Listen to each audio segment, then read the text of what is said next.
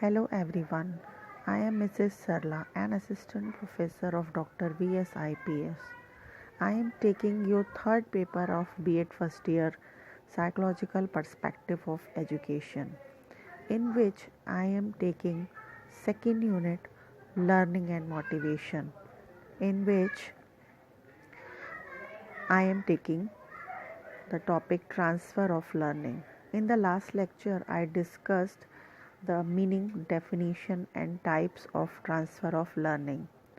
Today, I am going to start the theories of transfer of learning, जो कि अलग अलग साइकोलॉजिस्ट ने दी हैं और अपने अपने तरीके से ट्रांसफ़र ऑफ लर्निंग कैसे होती है ये बताया है.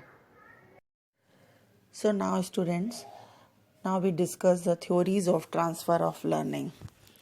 साइकोलॉजिस्ट ने ट्रांसफ़र ऑफ लर्निंग से रिलेटेड बहुत से एक्सपेरिमेंट्स किए और कुछ सिद्धांत बताए जो कि निम्नलिखित हैं. फर्स्ट है आपका थ्योरी ऑफ आइडेंटिकल एलिमेंट्स, से हिंदी में समान अवयव या समान तत्व का सिद्धांत कहते हैं. It is given by Thorndike. उनका यह मानना था कि एक सिचुएशन से जब दूसरी सिचुएशन में ट्रांसफ़र होता है तो एक अनुपात में होता है. उनका यह जो सिद्धांत है वो लॉ ऑफ एनालॉगी की तरह ही है, सेम ही है. मीन्स जब वो सिचुएशन में कोई एक ऐसी चीज़ आती है या ये कह सकते हैं कि उसकी जो कंटेंट है या विषय वस्तु है वो अगर दोनों स्थितियों में समान है, मीन्स एक सिचुएशन में जो सीखा है उससे सेम मिलता जुलता या सेम ही सेकंड सिचुएशन में उसको मिलता है, तो ट्रांसफ़र ऑफ लर्निंग इजी हो जाती है.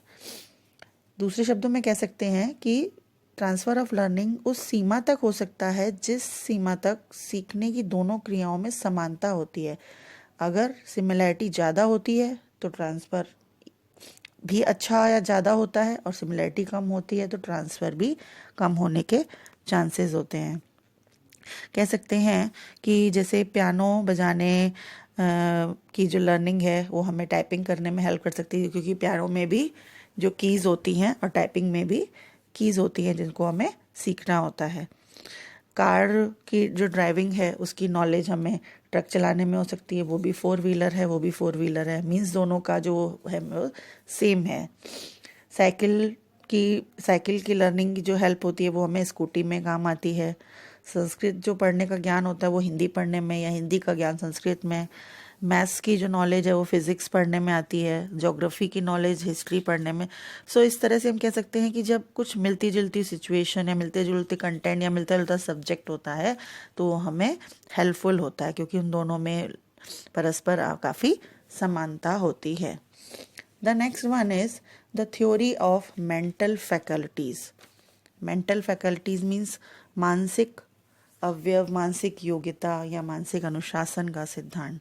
It is very old theory. As to this theory transfer of learning में मेंटल पार्ट्स का रोल होता है. इस थ्योरी में कहा गया है कि जो हमारा सीखने का स्थानांतरण है वो केवल मानसिक शक्तियों के द्वारा होता है, जैसे ऑब्जर्वेशन है, मेमोरी है, लॉजिक्स हैं, इमेजिनेशन है. इन्हीं का अभ्यास और उत्तम विकास होना चाहिए, क्योंकि इन्हीं के द्वारा ही हम सबसे अधिक स्थानांतरण करते हैं. Means a particular faculty works in every situation. जैसे teaching of maths develops the logical power. Maths की जो टीचिंग होती है उसके जो कैलकुलेशंस होती हैं, फॉर्मूलाज होते हैं, वो हमारी तर्क शक्ति का विकास करते हैं. Teaching of music develop aesthetic sense.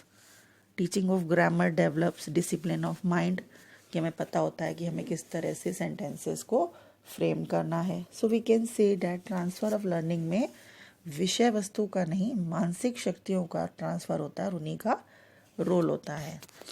The next theory is theory of generalisation. ये थ्योरी साइकोलॉजिस्ट जुड ने दी थी, मनोवैज्ञानिक जुड ने.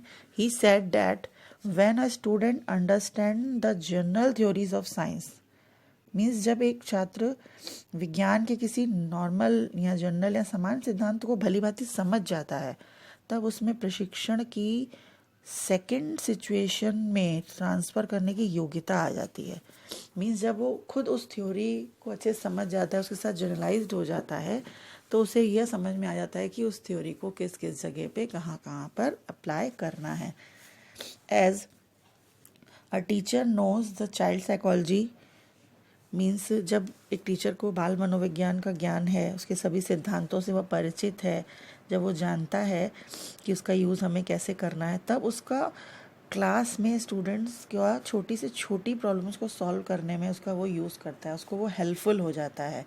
तो इस थ्योरी में सामान्यीकरण के सिद्धांत पर जोर दी गई है कि हम किस तरीके से दूसरी परिस्थितियों में ज्ञान व कौशल को उसको यूज़ कर सकते हैं जो हमारा पहले कभी उसको जनरलाइज्ड हमारे अंदर किया हुआ है। Next theory is gestalt theory.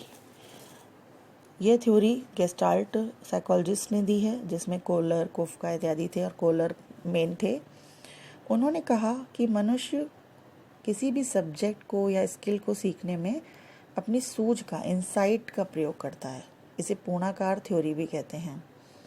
Means किसी भी विषय को सीखने में उसकी सूझ का विकास होता है, उसके स्वरूप का विकास होता है। तो उन्होंने ये कहा कि किसी दूसरे विषय अथवा कौशल के सीखने में, मीन्स अगर जब हम दूसरा कोई ऐसा सब्जेक्ट या सिचुएशन हमारे आगे आती है, जब दूसरा सब्जेक्ट सीखना होता है, कोई स्किल सीखनी होती है, तभी वो जो पहली सिचुएशन में सूझ के द्वारा सीखा गया ज्ञान, हमें वो सूझ ही हमारी स्थानांतरित होती है। कोलर ने जैसे अपने प्रयोग एक्सपेरिमेंट्स किए थे वन मानुषों पर, तो उन्होंने पाया था कि उसमें समस्या का जो समाधान हुआ था, तो वो सूझ, इंसाइट के अकॉर्डिंग ही हुआ था। तो यही जो इंसाइट है वो हमें जब एक सिचुएशन में हेल्पफुल होती है, तो दूसरी सिचुएशन में वो इंसाइट ही ट्रांसफ़र होती है उनकी according. The next theory is theory of ideals और वैल्यूज़, यानी कि आदर्शों और मूल्यों का सिद्धांत। इस सिद्धांत को W.C. वागले ने दिया।